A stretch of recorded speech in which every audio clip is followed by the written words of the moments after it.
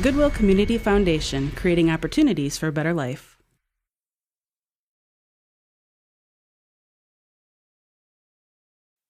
I've written a letter that has several paragraphs, and to make each paragraph stand out just a little more, I want to add a first line indent.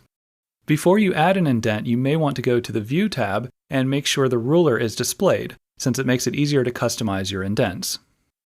To create a first line indent, you can just place the insertion point at the beginning of a paragraph and then press the Tab key.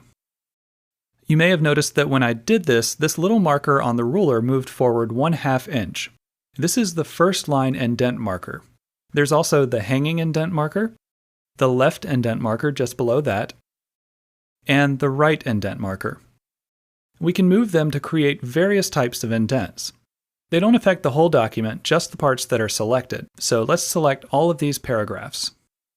Now drag the first line indent marker. We can also create a hanging indent, which moves all of the lines except the first line. The left indent will move all of the lines at the same time. And the right indent is useful if you want to make the paragraph narrower. But for this letter, I need a more traditional look, so I'm just going to do a first line indent of 1/4 of an inch. Indents are a good way to keep things lined up in your document, but for more complex documents, such as resumes, they're not always enough. I'd really like all of these dates to line up. I could just use spaces, but it's going to be difficult or impossible to get them to line up exactly, so I'll need to use tabs. If I place the insertion point right before the text I want to align, and then press the Tab key, it's going to jump forward in 1/2 inch increments. It's much easier to align the dates this way. If you go to the Home tab and click the Show Hide command, you'll be able to see the tabs, and they show up as these little arrows. You can delete them by pressing the backspace key.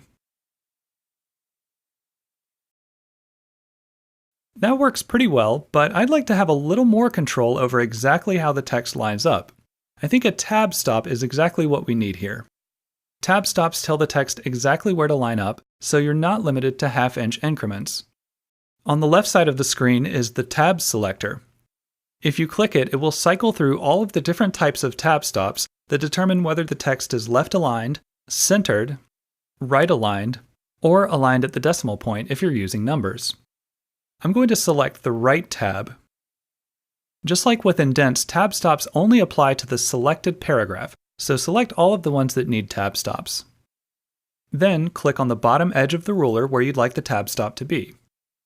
You can add more than one if you need to, and you can remove them by just dragging them off the ruler.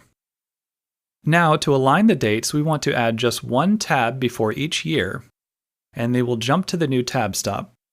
Generally, you'll need to add one tab for each tab stop. You can also move existing tab stops. Make sure the text is selected, and then move the tab stop to the left or right.